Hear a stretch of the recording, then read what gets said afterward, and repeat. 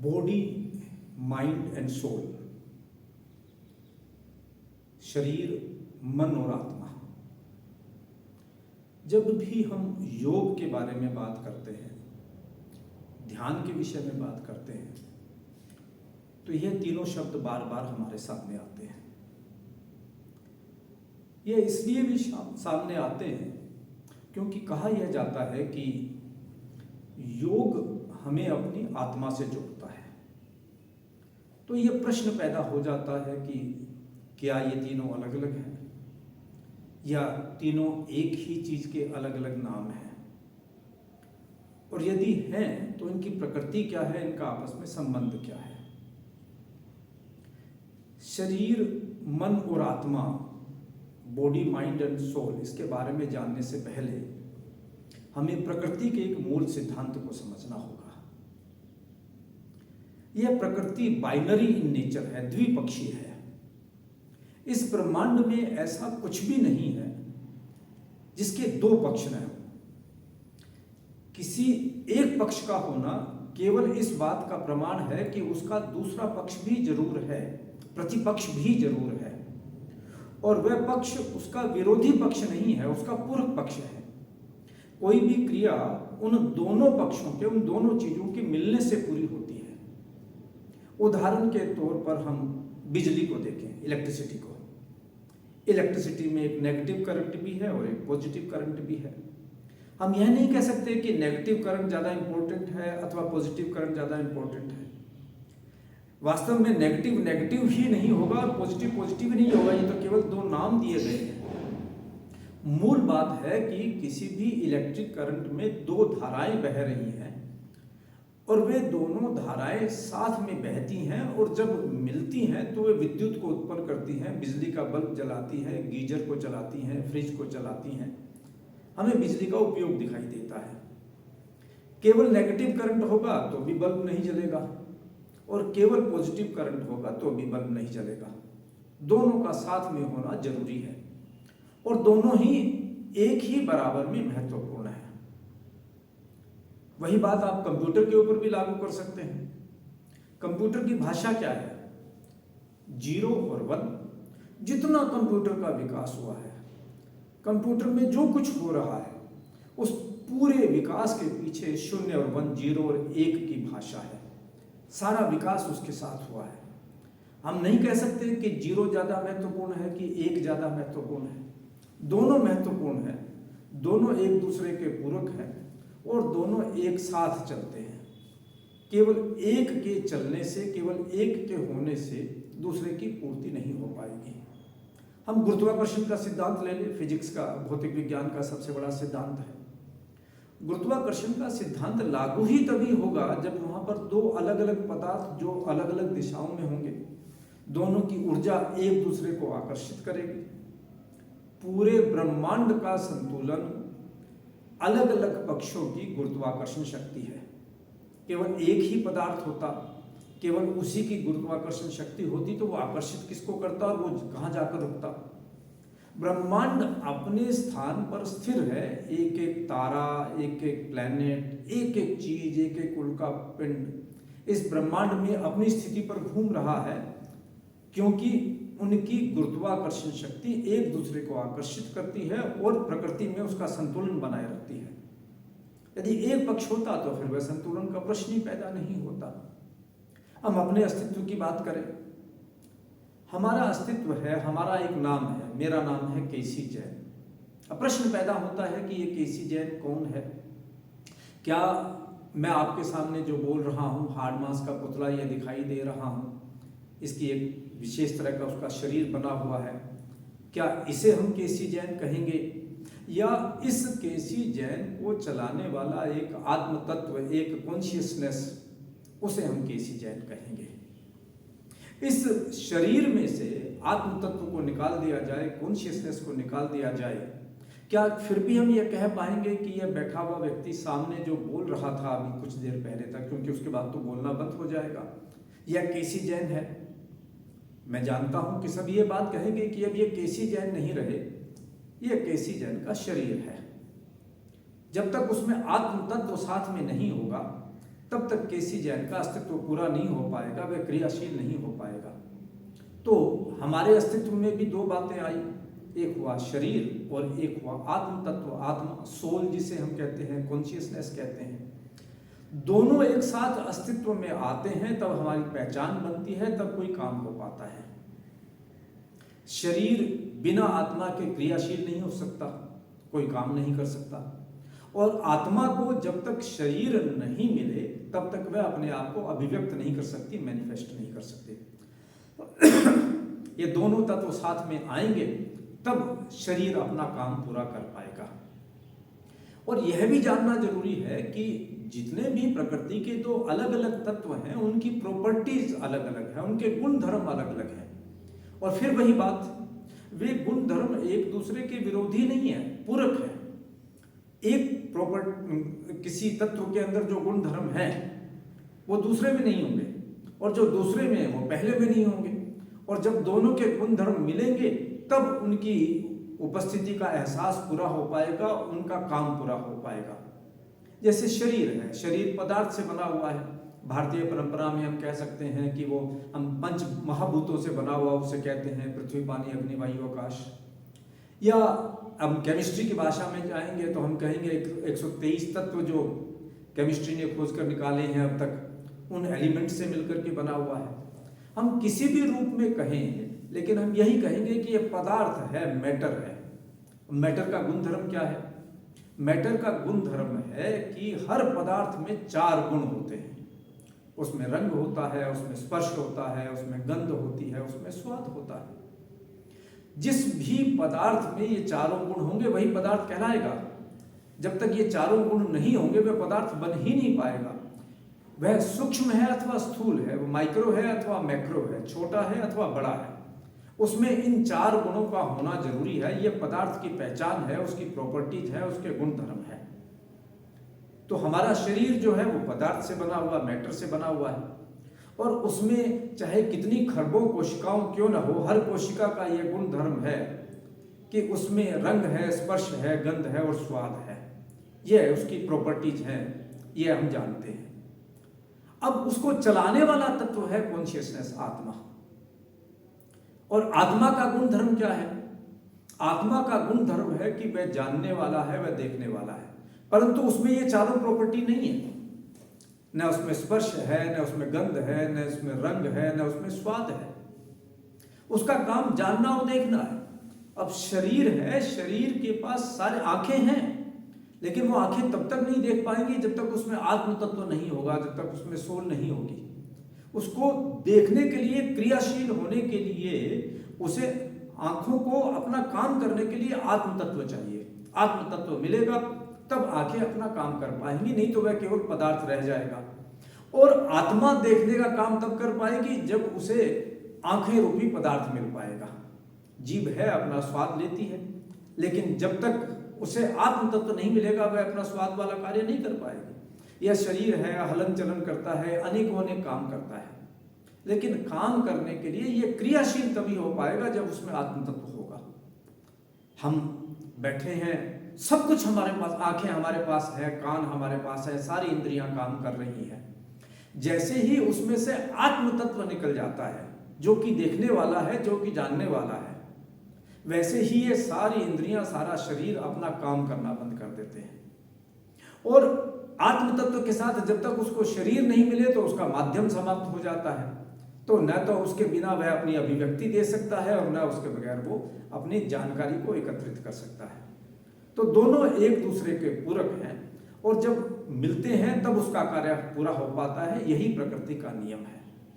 हम इस बात को और आगे बढ़ाएं। पहले हम अपने अस्तित्व के बारे में थोड़ा सा और विस्तार से जानें, जिससे शरीर, मन, आत्मा, इसका जो हमारा विचार है वह और स्पष्ट हो पाए। शरीर पदार्थ से बना हुआ है, यह हमने अभी चर्चा की। अब शरीर जो पदार्थ से बना हुआ है उसमें इंद्रियां हैं। इंद्रियों के माध्यम से उसका क्रिया तंत्र है, कर्म तंत्र है उसका, उसके माध्यम से शरीर काम करता है। आंखों के माध्यम से वह देखता है, जीभ के माध्यम से वह स्वाद ग्रहण करता है, नाक के माध्यम से वह सूंघता है, त्वचा के माध्यम से वह स्पर्श ग्रहण करता है, और कानों के माध्यम से वह सुनता है। ये कर्मेंद्रियां नहीं हो, अगर इनसे एक्शन के बारे में, अगर इसके बारे में जानकारी प्राप्त करने की उसके पास शक्ति नहीं हो तो यह शरीर काम नहीं कर पाएगा। इन कर्मेंद्रियों के माध्यम से काम कर पाता है शरीर हमारा। अब इन कर्मेंद्रियों के साथ जब तक हमारी आत्मा जुड़ी हुई है तब तक वह काम कर पाती है, ये हमने अभी जाना। तो शरीर और शरीर को काम करने के लिए कर्मेंद्रियां, लेकिन कर्मेंद्रियों का काम केवल पदार्थ में होने वाले परिवर्तन को जानने तक सीमित है। आंख ने देखा, एक रंग देखा, फिर उसने दूसरा रंग देखा। अब आंख ने यह देखा कि इसका रंग नीला था और इसका रंग पीला था, इसका रंग अधिक नीला था और इसका रंग कम नीला है। यह आंख ने देख लिया, लेकिन देखने के बाद उसकी स्मृति करने का काम मन का है। यदि मन नहीं हो तो उसकी स्मृति नहीं हो पाएगी। वह बात वहीं की वहीं आंख ने देखा और वह बात वहीं रह गई। एक उदाहरण ले लेते हैं। हम यहाँ बैठे हैं, हम यहाँ से उठकर बाहर गए, किसी व्यक्ति ने हमसे पूछा कि वो आगे जो एक सज्जन बैठे हुए थे, क्या आपको ध्यान है कि उन्होंने कौन से रंग की शर्ट पहनी हुई थी? आपने उस व्यक्ति को बैठे हुए देखा, परंतु आपका ध्यान उस व्यक्ति की ओर न होकर के किसी की बात सुनने में था, मेरा लेक्चर सुनने में था।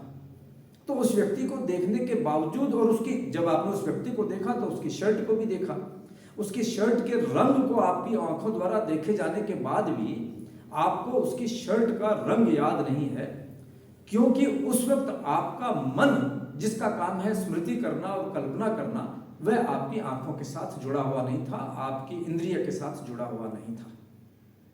तो इंद्रिय जब मन के साथ जुड़ती है तो इंद्रिय द्वारा जो महसूस किया जाता है, जो अनुभव किया जाता है, जो ग्रहण किया जाता है, उसकी स्मृति फिर मन करता है, और उसके आधार पर फिर मन कल्पना करता है कि पहले वाला रंग अधिक अच्छा था कि बाद वाला रंग अधिक अच्छा है, पहले वाले रंग से उसकी तुलना क्या है, पहले वाले स्वाद से उसकी तुलना क्या है, उसके तुलनात्मक विश्लेषण करता है, और फिर उसके आधार पर कल्पना भी करता है मन कि यदि इसका रंग ऐसा नहीं हो, ऐसा हो जाए तो कैसा रहे, इसका स्वाद ऐसा नहीं हो, ऐसा हो जाए तो कैसा रहे। तो शरीर, इंद्रिय और मन से आगे आता है बुद्धि।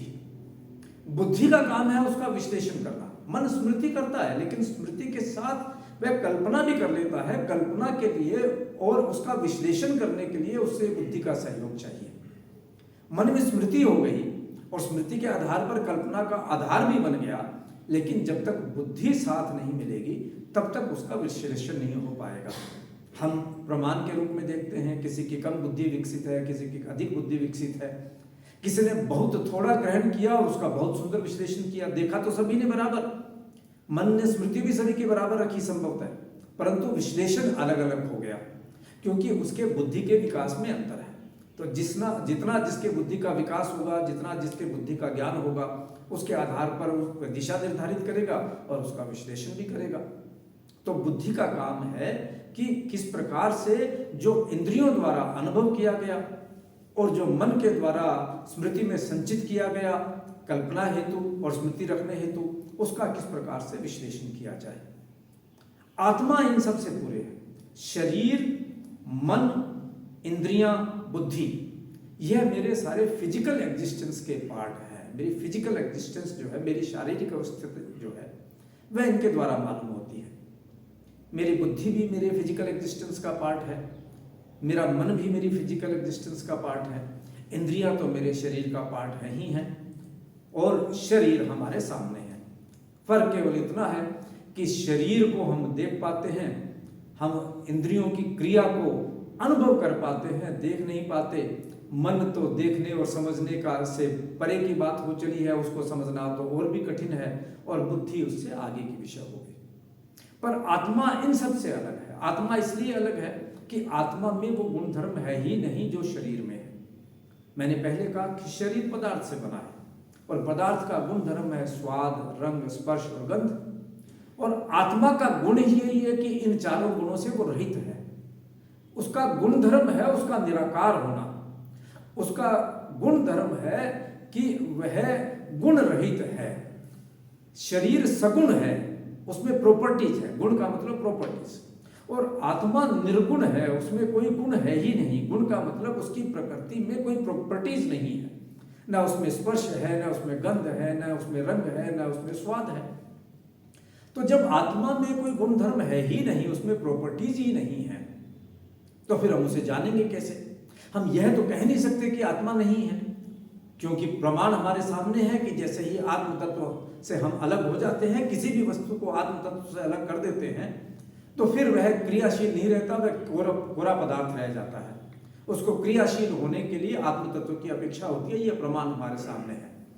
परंतु यह प्रश्न जरूर आ जाता है कि हम इस आत्म तत्व को जाने कैसे?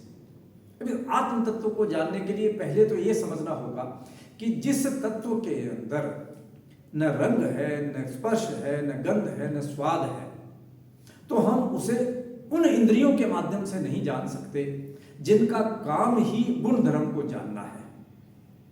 अब शरीर का काम है स्पर्श को जानना। अब आत्मा में स्पर्श नहीं है तो शरीर के माध्यम से हम नहीं जान सकते। आंख का काम है देखना, आत्मा में रंग नहीं है तो हम आत्मा को देख नहीं सकते। जीभ का काम है स्वाद और नाक का काम है गंध। आत्मा में ये दोनों गुण नहीं है तो न तो हम स्वाद के माध्यम से जान सकते और न गंध के माध्यम से जान सकते। और जब इनको इस माध्यम से जान नहीं सकते, इंद्रियों के माध्यम से हम जान नहीं सकते, तो फिर इंद्रियों के माध्यम से जो चीज नहीं जानी गई वह मन में आएगी नहीं, न स्मृति में आएगी, न कल्पना में आएगी। और जो स्मृति और कल्पना में नहीं आएगी, बुद्धि उसका विश्लेषण कैसे करेगी? तो न शरीर के माध्यम से, इंद्रियों के माध्यम से आत्मा को जाना जा सकता, न मन के माध्यम से इसकी स्मृति रखी जा सकती और न बुद्धि के माध्यम से उसका विश्लेषण हो सकता।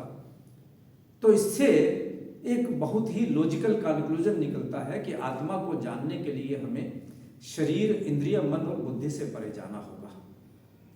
तो शरीर, इंद्रिय, मन और बुद्धि से जाकर जब जो अनुभव करेंगे वह आत्म तत्व का साक्षात्कार करने का प्रयोग होगा।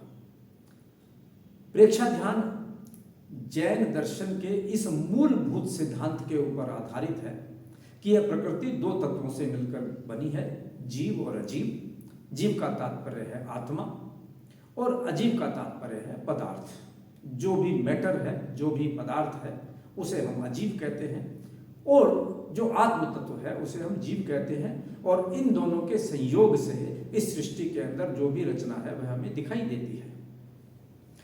लेकिन इस सत्य को हमें जानना है कि मैं, जो मेरा अस्तित्व है, वह शरीर नहीं है, वह आत्मा के साथ मिला हुआ शरीर है। आत्मा अपने आप में एक स्वतंत्र तत्व है, वह शरीर नहीं है। प्रेक्षा ध्यान का पूरा प्रयोग इस अवधारणा पर आधारित है कि हम ध्यान की गहराई में जाकर अपने अस्तित्व का अनुभव कर सकते हैं। अस्तित्व का तात्पर्य अपने आत्मा के प्रति साक्षात करना, आत्मा को जानना। प्रेक्षा ध्यान का एक मूल सिद्धांत है, स्वयं के द्वारा स्वयं को देखें, आत्मा के द्वारा आत्मा को देखें। यानी हम शरीर से आत्मा को देखने का प्रयास न करें, हम इंद्रियों से आत्मा को देखने का प्रयास न करें, हम उसको मन में स्मृति रखने का प्रयास न करें, हम उसका बुद्धि से विश्लेषण करने का प्रयास न करें। हम यह प्रयास करें कि किस प्रकार से हम शरीर से, इंद्रियों से, मन और बुद्धि से परे जा सकते हैं। जितना अधिक इनसे परे जाते रहेंगे उतना ही हम आत्म तत्व के नजदीक आते रहेंगे। प्रेक्षा ध्यान की पूरी यात्रा ही प्रारंभ होती है शरीर, इंद्रिय, मन और बुद्धि से परे जाने से, और उसकी यात्रा का अंतिम पड़ाव भी वही है। प्रेक्षा ध्यान का एक प्रमुखतम प्रयोग है कायोत्सर्ग।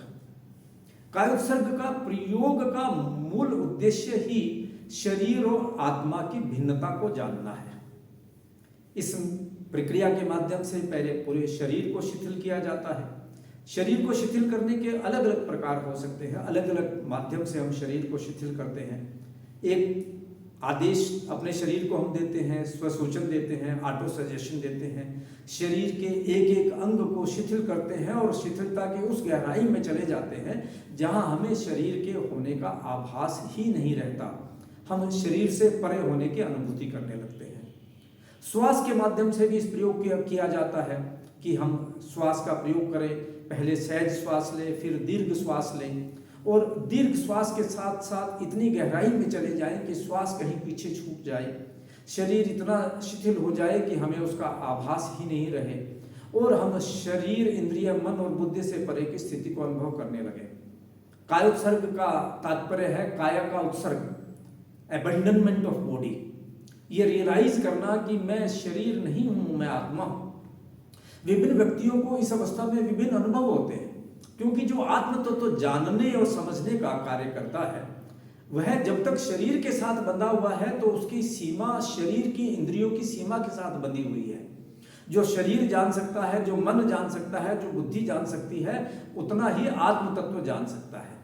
परंतु जैसे ही आत्मा शरीर के इस बंधन से मुक्त होने लगती है, शरीर के इस बंधन से परे जाने लगती है, तब न उसके ऊपर समय की सीमा रहती है और न उसके ऊपर स्थान की सीमा रहती है। कायोत्सर्ग की गहराई में जाकर अनेक व्यक्ति वह सब अनुभव करते हैं जिसे पैरासाइकोलॉजी के अंदर इंट्यूटिव फीलिंग भी कहते हैं, पैरासाइकोलॉजी के अंदर एक टेलीपैथी भी कहते हैं, पैरासाइकोलॉजी के अंदर इससे अधिक न जाने क्या क्या नाम दिए गए हैं। जो शरीर से परे के अनुभव होते हैं वह केवल प्रारंभिक है। जब एक अंतिम लक्ष्य की प्राप्ति होती है तब तो उसकी अनुभूति बहुत ही अलग होती है, उसका विश्लेषण यहाँ संभव नहीं है। परंतु प्रेक्षा ध्यान का आधार शरीर और आत्मा की भिन्नता पर आधारित है। एक बात इस संबंध में और बताकर शरीर, मन और आत्मा के इस भेद को समझकर मैं फिर प्रयोग की ओर आना चाहूंगा।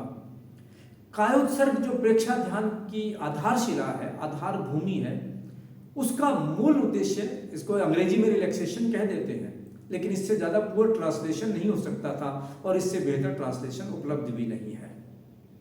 रिलैक्सेशन उसका एक मेथड है अपने आप को डीप रिलैक्स स्टेट में ले जाना, क्योंकि जैसे ही शरीर शिथिल होता है, मन शांत होता है, श्वास मंद होता है, तो वैसे ही हम बुद्धि, मन और इंद्रियों से परे जाने की ओर आगे बढ़ना शुरू कर देते हैं। तो इसलिए उसका नाम अंग्रेजी में ट्रांसलेशन करके हमने रिलैक्सेशन किया। परंतु इसका मूल उद्देश्य है कि हम इस सत्य के साथ साक्षात्कार करें कि मैं शरीर नहीं, मैं आत्मा हूं और मैं शरीर से परे की अनुभूतियों में जाऊं। जैसे जैसे मैं शरीर से परे की अनुभूति में जाता हूं, वैसे ही वैसे मेरा शरीर से मोह छूटना लगता है, आसक्ति छूटने लगती है। जैन साधना पद्धति, प्रेक्षा ध्यान साधना पद्धति अनासक्ति की साधना है। इस सृष्टि में हमें शरीर को जो बांधे हुए है, जो मोक्ष जाने से रोकता है, वह आसक्ति है। और ध्यान की पूरी साधना अनासक्ति की साधना है। और आसक्ति का चरम बिंदु हमारा शरीर है, हमारे भय का चरम बिंदु भी हमारा शरीर ही है। हमें यदि सबसे अधिक इस जगत में किसी बात से भय लगता है तो वह शरीर के छूटने से, शरीर को चोट पहुंचने से भय लगता है। जब हमारा शरीर से मोह छूटना शुरू हो जाता है तो हमारी अनासक्ति की वास्तविक यात्रा शुरू होती है। एप्पल के संस्थापक ने स्टैनफोर्ड यूनिवर्सिटी के अपने लेक्चर के अंदर यह बात कही थी कि जीवन में जब शरीर का भय आपका नहीं रहता है, जब आप शरीर का भय छोड़ देते हैं कि अब मुझे मौत का भय नहीं है, तब जीवन में आपको फिर किसी और बात से डर नहीं लगता। और यह हम अलग अलग क्षेत्रों में देखते भी हैं। प्रेक्षा ध्यान का प्रयोग भी अभय की साधना है, जहां हमें शरीर से अब भय नहीं लगता, शरीर के छूटने से अब भय नहीं लगता, शरीर के प्रति आसक्ति छूटनी शुरू हो जाती है। और जब शरीर से आसक्ति छूटनी शुरू हो जाती है तो जितनी भी हमारी आसक्तियां हैं वो शरीर के साथ बंधी हुई आसक्तियां ही हैं। उन आसक्तियों से तो हम अपने आप ही मुक्त होना शुरू कर देते हैं। तो हम ध्यान की गहराई में जाकर निरासक्ति की ओर, अनासक्ति की ओर आगे बढ़े और आत्मा और शरीर की भिन्नता का अनुभव करें और अभय होने के साथ अपने जीवन को जिएं। जब हम अभय रहेंगे तब हम स्वस्थ रहेंगे, तब हम प्रसन्न रहेंगे, हम चिदानंद अवस्था में रहेंगे। कायोत्सर्ग का प्रयोग प्रेक्षा ध्यान की आधारशिला, कायोत्सर्ग का प्रयोग जहाँ से प्रेक्षा ध्यान प्रारंभ होता है, कायोत्सर्ग का प्रयोग जहाँ पर प्रेक्षा ध्यान अपनी परिणति की ओर अग्रसर होता है, अपने चरम लक्ष्य की ओर अग्रसर होता है, जहाँ जाकर प्रेक्षा ध्यान की यात्रा संपन्न भी होती है। तो आइए प्रेक्षा ध्यान का एक छोटा सा प्रयोग करते हैं। आज यह प्रयोग हम श्वास के माध्यम से करेंगे। पहले इस प्रक्रिया को समझ लें। सुखपूर्वक जिस आसन में लगभग 20-25 मिनट हम बैठ सकते हैं उस आसन का प्रयोग करें। सुखासन हो पालथी मारकर, अर्ध पद्मासन हो अथवा पद्मासन हो। दोनों हाथ ज्ञान मुद्रा में घुटनों पर अथवा वीतराग मुद्रा में अपनी गोद में रखे रहें। बायां हाथ नीचे, दायां हाथ ऊपर, आंखें कोमलता से बंद, गर्दन थोड़ी सी झुकी हुई, शरीर शिथिल, मन शांत। अपने आप को मंगलमय अनुभव करें और पूरे ध्यान से सिर की चोटी से लेकर पैर के अंगूठे तक अपने शरीर की यात्रा करें।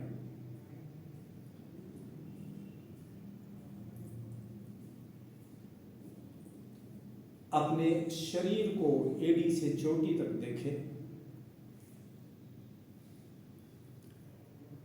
अपना ध्यान अपने श्वास पर केंद्रित करें।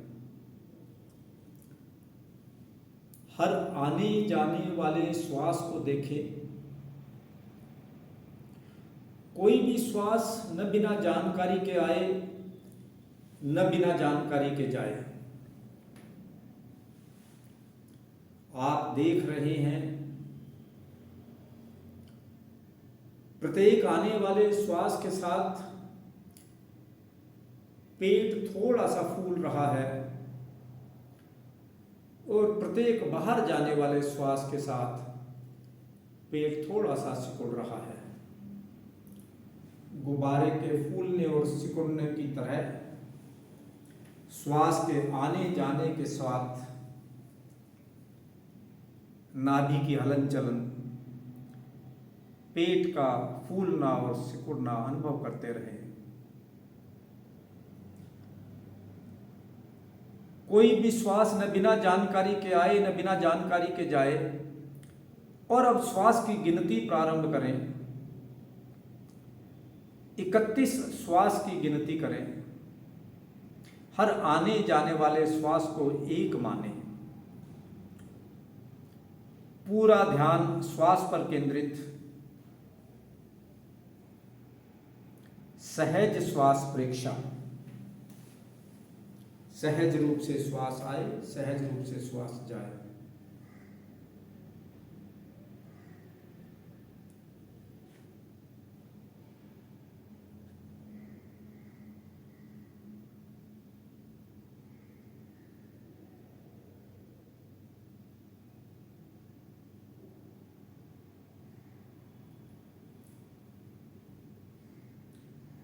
चित्त को नथनों पर ले जाएं।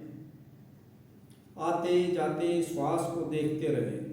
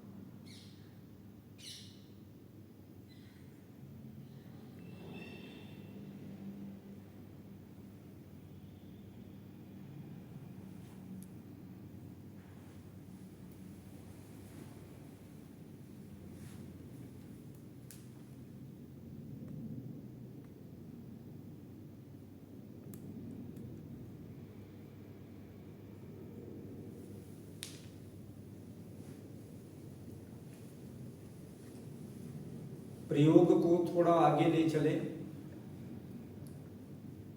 निर्देशों को ध्यानपूर्वक सुने।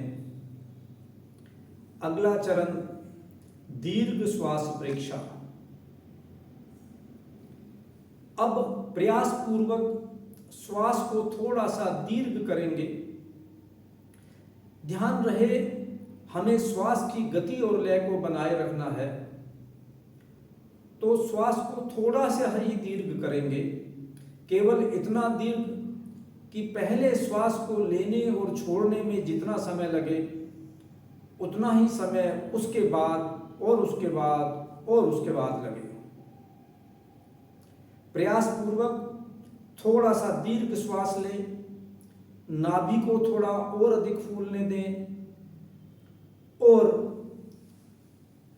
उसी प्रकार दीर्घ श्वास को बाहर आने दें। आप देखेंगे कि श्वास छोड़ने में, निश्वास होने में श्वास लेने से थोड़ा अधिक समय लग रहा है। आप यह भी देखेंगे कि आप श्वास लेने से पहले कुछ क्षण रुक रहे हैं, दीर्घ श्वास ले रहे हैं, फिर उसके बाद कुछ क्षण रुक रहे हैं और दीर्घ श्वास छोड़ रहे हैं। पूरा ध्यान श्वास प्रश्वास की प्रक्रिया पर केंद्रित रहे, श्वासों की गिनती भी चलती रहे और दीर्घ श्वास का अभ्यास करते रहे। दीर्घ श्वास परीक्षा।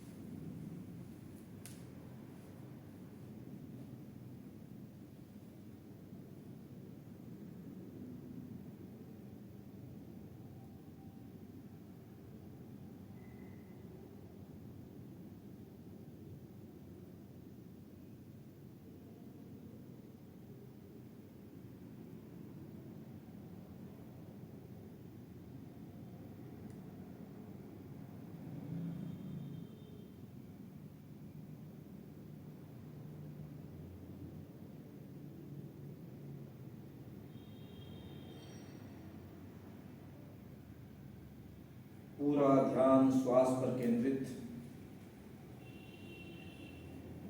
धीमे धीमे लंबा गहरा श्वास, लंबा गहरा निश्वास, लय और गति बनी रहे।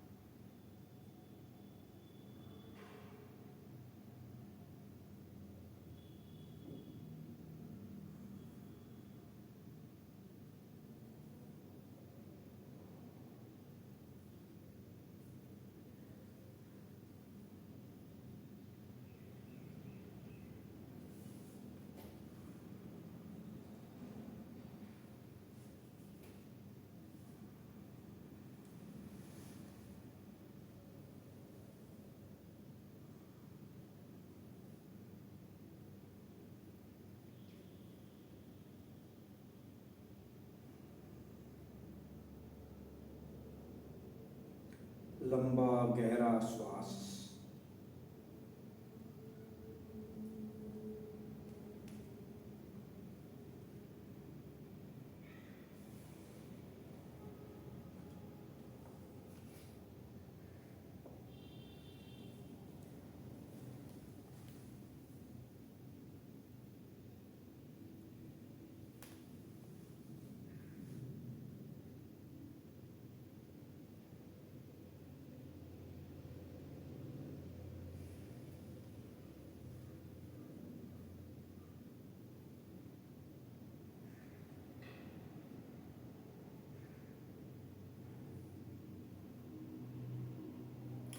अब प्रयास को हटा दें और श्वास को सहज रूप से अपनी गति से चलने दें। पूरा ध्यान श्वास पर केंद्रित रहे।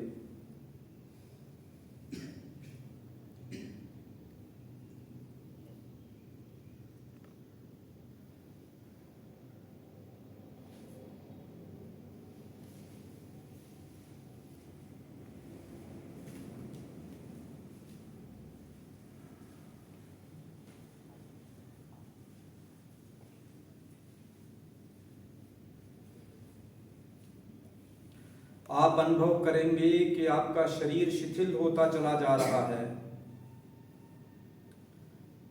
चित्त को दाहिने पांव के अंगूठे पर ले जाएं। अनुभव करें कि दाहिने पांव का अंगूठा शिथिल हो गया है।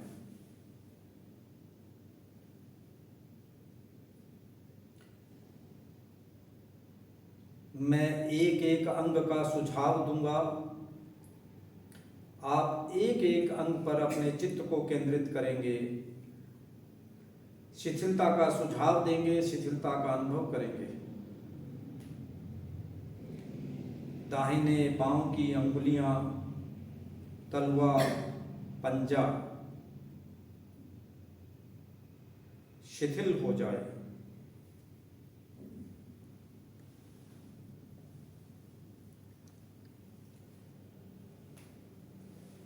दाहिने पांव के टखने से घुटने तक का भाग शिथिल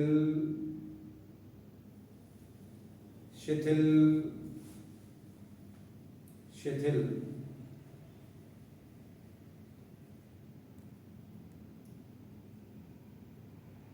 घुटने से कमर तक का भाग भीतर तक गहराई से देखें। एक एक कोशिका को देखते हुए शिथिलता का सुझाव दें, शिथिलता का अनुभव करें।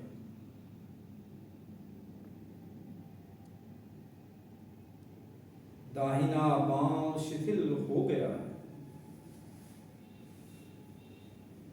हो गया है, हो गया है।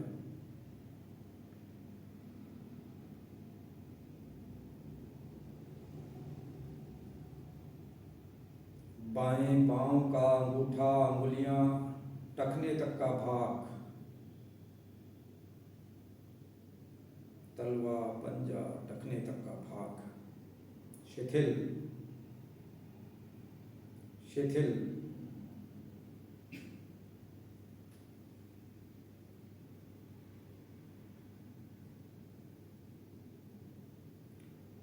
टखने से घुटने तक का भाग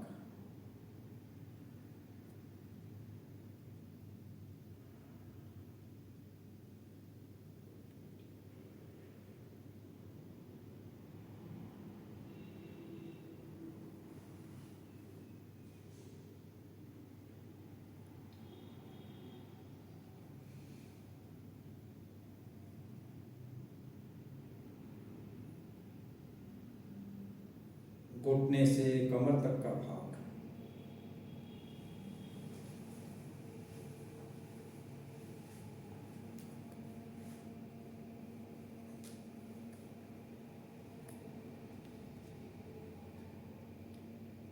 बायां पांव शिथिल हो गया है, शिथिल हो गया है।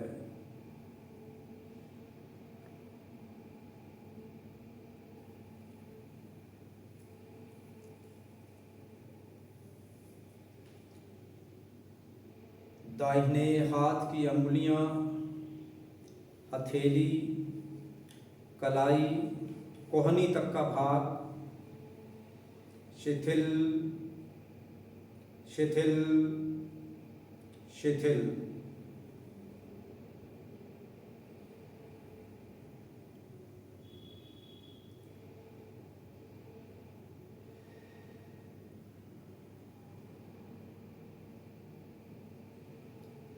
कोहनी से कंधे तक का भाग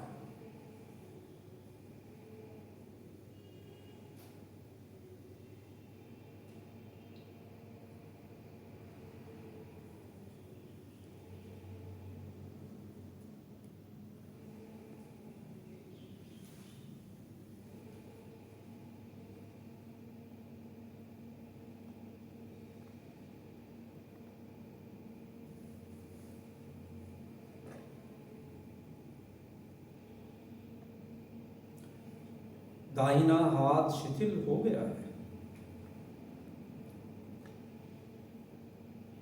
बायां हाथ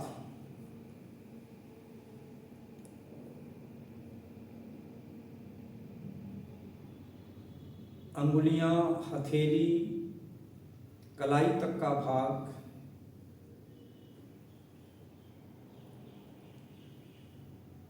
कलाई से कोहनी तक का भाग शिथिल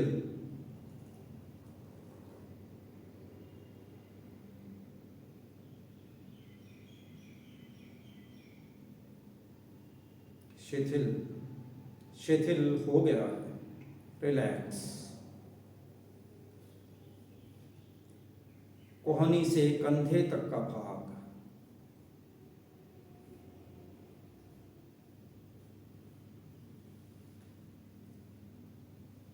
बायां हाथ शिथिल हो गया है, शिथिल हो गया है।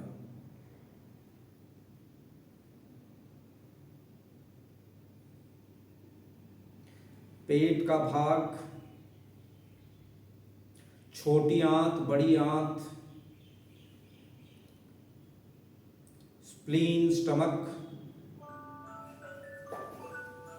एब्डोमेन,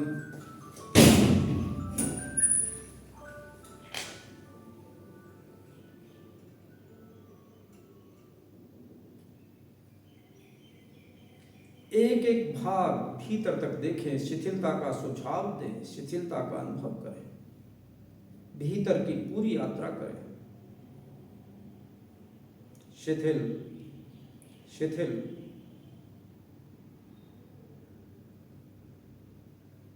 शिथिल हो गया है। सीने का भाग,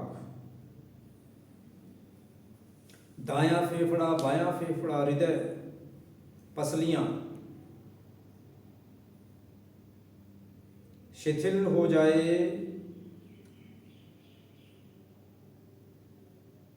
शिथिल हो गया है।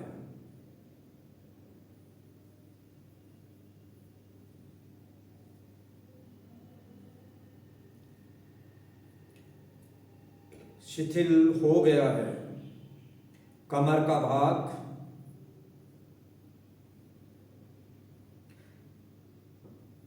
रीढ़ की हड्डी के दोनों ओर की मांसपेशियां, रीढ़ की हड्डी के आखिरी हिस्से से लेकर गर्दन तक पीठ की पूरी यात्रा करें। एक एक मांसपेशी को शिथिलता का सुझाव दें, शिथिलता का अनुभव करें। Relax relax.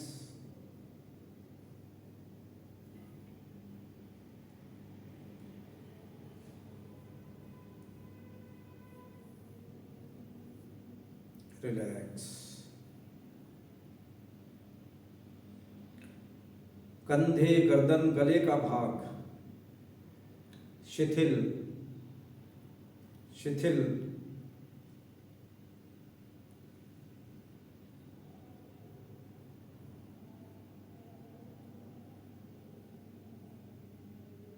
शिथिल।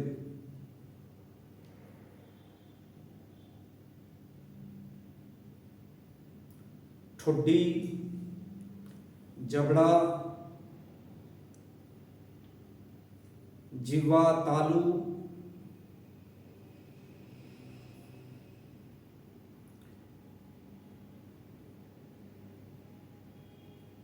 कपोल गाल,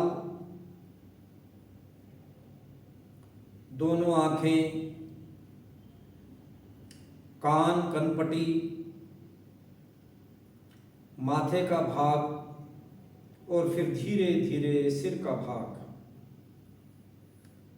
गर्दन से ऊपर के पूरे भाग की गहराई तक यात्रा करें। शिथिलता का सुझाव दें, शिथिलता का अनुभव करें। शिथिल शिथिल शिथिल, relax relax relax relax.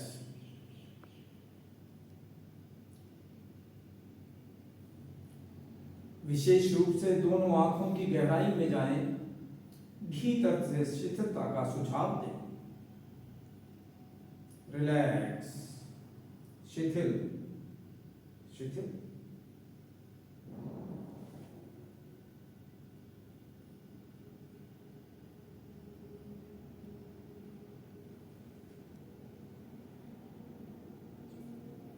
Relax. इस अवस्था को बनाए रखें। अनुभव करें, मैं शरीर नहीं हूं, मैं आत्मा हूं। तार में करंट है, परंतु तार करंट नहीं है, वह तार से स्वतंत्र है।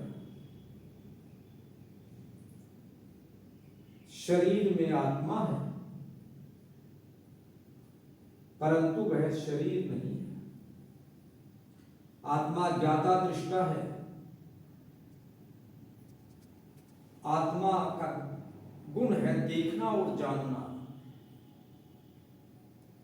जो जानता है वह आत्मा है।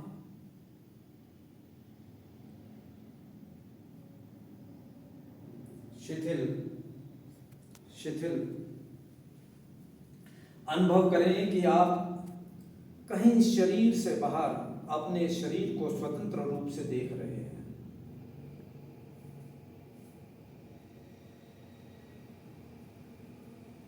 आप देखने वाले शरीर से भिन्न हैं।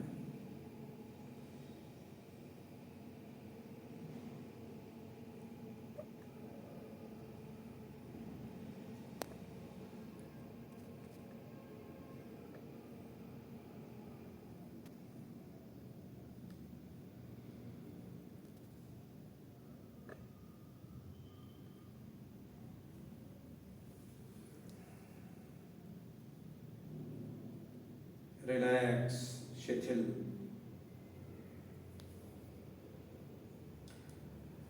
कुछ देर इस अवस्था में रहें, फिर धीरे धीरे इस प्रयोग को संपन्न करेंगे। 3-4 गहरे लंबे श्वास लेंगे, गहरे लंबे श्वास छोड़ेंगे।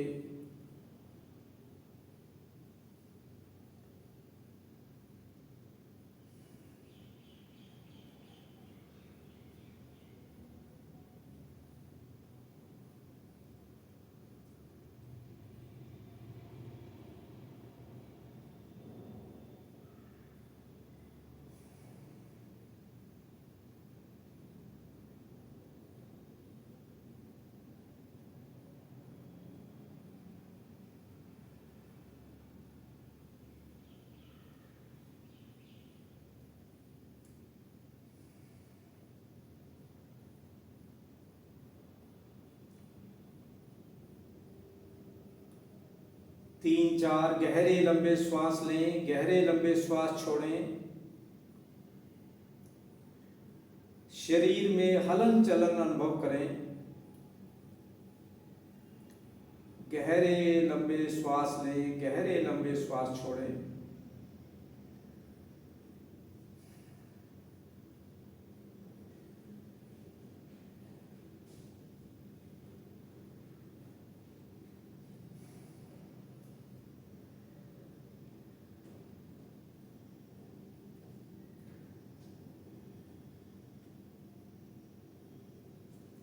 गहरे लंबे श्वास लें, गहरे लंबे श्वास छोड़ें।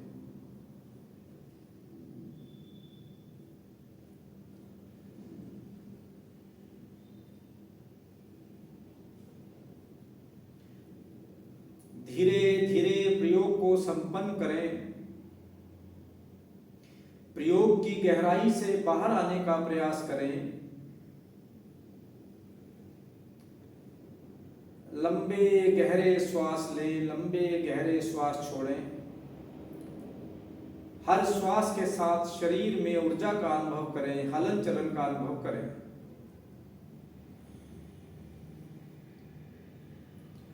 अर्हन्ते शरणं पवज्जामि, सिद्धे शरणं पवज्जामि, साहू शरणं पवज्जामि, केवलीपन्नतं धम्मं शरणं पवज्जामि, केवलीपन्नतं धम्मं शरणं पवज्जामि। लंबे गहरे श्वास लेते हुए धीरे धीरे प्रयोग से बाहर आए। शरीर में हलन चलन महसूस करें। अपने हाथों की और पैरों की अंगुलियों को थोड़ा हिलाएं। हलन चलन अनुभव करें। धीरे धीरे हाथों और पैरों को हिलाएं। हाथों और पैरों की अंगुलियों से हाथों और पैरों को हिलाने का प्रयास करें।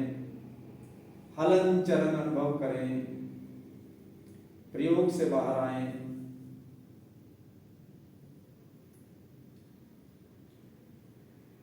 दोनों हाथों को जोड़ते हुए अपने आंखों पर ले जाएं और आंखों के भीतर ऊर्जा का अनुभव करें। प्रयोग से बाहर आएं।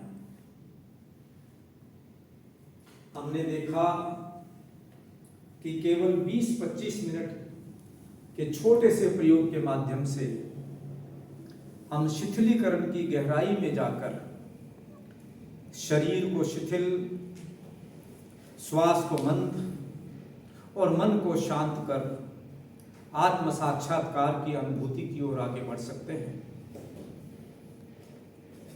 जितना अधिक शिथिलता का प्रयोग होगा उतनी ही गहराई में हम जा पाएंगे।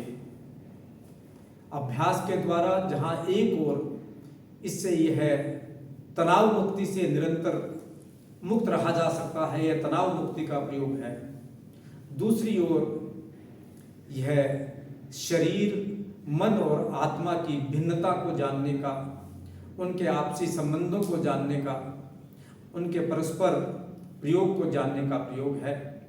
प्रेक्षा ध्यान का यह प्रयोग शरीर, इंद्रियां, मन, बुद्धि और आत्मा, उनके आपस के संबंध, आपस के व्यवहार, आपस की निर्भरता को जानने का प्रयोग है। हम इस प्रयोग के माध्यम से अपने जीवन की दिशा और दशा को बदल सकते हैं। ओम अरहम।